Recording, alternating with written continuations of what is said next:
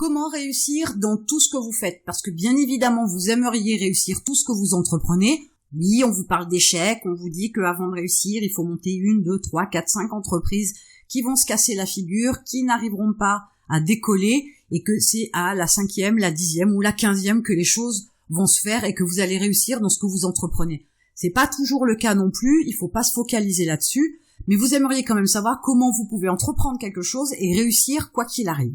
Alors il n'y a pas vraiment de secret à proprement parler, et je vais utiliser un exemple avec des chiffres pour vous montrer comment vous avez la possibilité de réussir dans tout ce que vous faites. Alors, la première des choses à faire, bien évidemment, c'est fixer un objectif. Si vous ne fixez pas un objectif, comment vous pouvez évaluer votre réussite sur l'atteinte de cet objectif-là? Vous ne pouvez pas.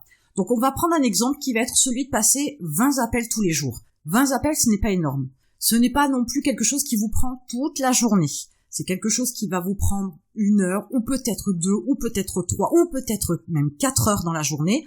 Mais ça ne doit pas dépasser cet objectif-là de 20 appels par jour. Alors je pourrais aussi vous parler des jours où vous n'avez pas envie, des jours où vous n'êtes pas en forme, des jours où vous êtes fatigué, des jours où vous n'avez pas la motivation, etc., où vous êtes démoralisé par les résultats.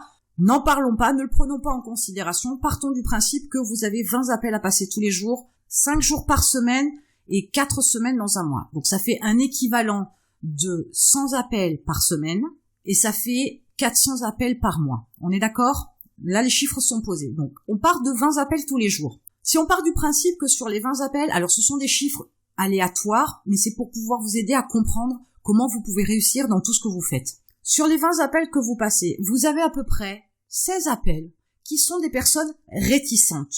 Ce sont des clients que vous n'aurez jamais. Ils ont un nom à la bouche. Dès l'instant où ils ont décroché le téléphone, c'est déjà trop tard. Il y a le nom qui va sortir dans les secondes qui vont suivre. Ces 16 personnes-là, c'est celles qui peuvent effectivement vous démoraliser pour les appels restants. Cependant, il ne faut pas les prendre en considération et il ne faut surtout pas perdre de temps et de l'énergie à essayer de les convaincre. Ils sont réticents, c'est d'office, ils sont comme ça, vous ne pourrez rien leur vendre, c'est pas la peine d'insister. Donc, ces appels-là, quand vous décelez tout de suite un client réticent, vous vous arrêtez le plus rapidement possible, vous mettez fin à la conversation et vous passez à la personne suivante. Vous savez que vous avez à peu près 80% de personnes réticentes. Donc c'est pas la peine d'insister. Ensuite, vous avez 3 personnes qui sont des sceptiques, qui eux peuvent potentiellement être convaincus, mais comme ils sont sceptiques, ils ont aussi besoin de temps pour réfléchir, d'informations pour pouvoir prendre leurs décisions, etc.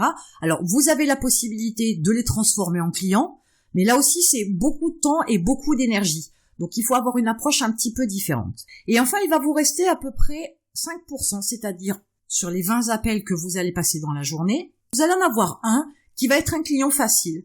Un qui, lorsqu'il va décrocher son téléphone, il a le oui pendu à ses lèvres, qui n'attend que de sortir, que vous allez pouvoir convaincre en quelques minutes, et qui va vous signer sans avoir aucun problème derrière. Donc si on fait un petit ratio rapidement, vous savez que vous avez 80% de réticents que vous ne pourrez pas convertir en clients. Vous en avez 15% qui sont les sceptiques. Potentiellement, ils peuvent être des clients, mais ça va vous demander du travail et eux, ça va leur demander du temps et de l'information. Et enfin, vous avez 5% qui sont des clients faciles, qui vont vous signer en 2 temps 3 mouvements et qui ne vous demanderont pas trop d'énergie ni trop de temps. Donc, partant de ce chiffre-là, s'il y a un client facile tous les jours sur ces 20 appels, ça en fait 5 par semaine, ça en fait 20 à la fin du mois. Ça veut dire que, statistiquement, mathématiquement, en termes de moyenne, vous avez donc 5% de vos appels qui vont se convertir en clients. Mais pour connaître ce fameux 5%, donc là c'est un exemple, ça peut être 2, ça peut être 20% aussi. Tout dépendra de votre argumentaire, de votre produit, de votre cible, etc.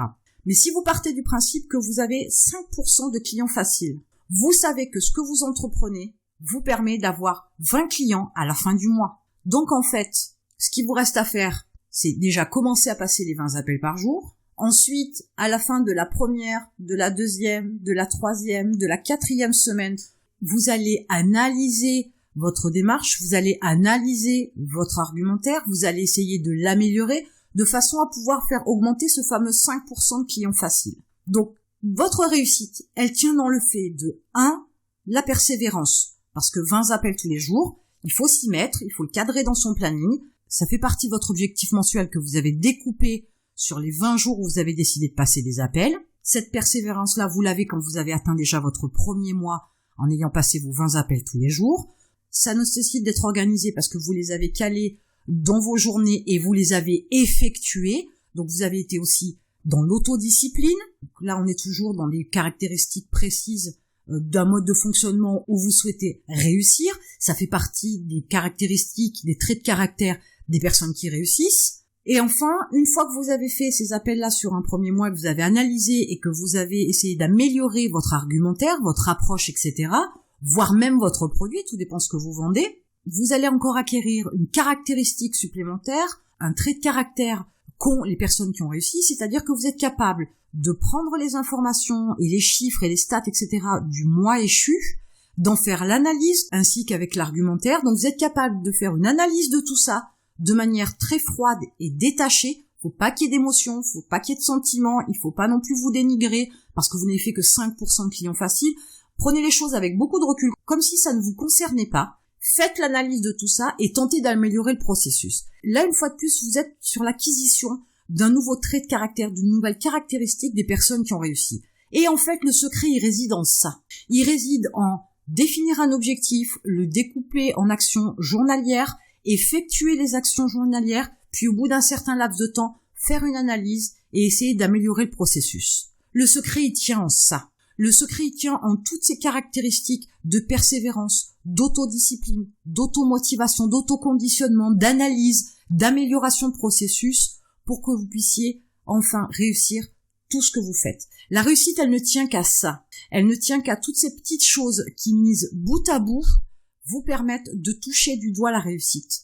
Et ensuite, vous permettent de vous accaparer la réussite parce que vous savez comment ça fonctionne. Vous avez amélioré le processus, la manière de procéder, la manière de vendre. Et forcément, vos résultats seront meilleurs. Et forcément, vous atteignez la réussite. Tout est dans la manière de percevoir les choses. Mais le secret reste dans les mathématiques. Plus il y a d'actions, plus vous vous dirigez vers la réussite. Imaginez que vous passiez de 20 appels par jour à 30, 40, 50 appels par jour. Forcément, avec les 5% de clients faciles, vous n'allez pas avoir un client, mais 2 ou 3 ou 4 par jour, voire 5 si vous passez 100 appels par jour. Donc 5 clients faciles chaque jour sur 5 jours dans la semaine, ça vous fait 25 clients fois 4 semaines, ça vous fait 100 clients à la fin du mois.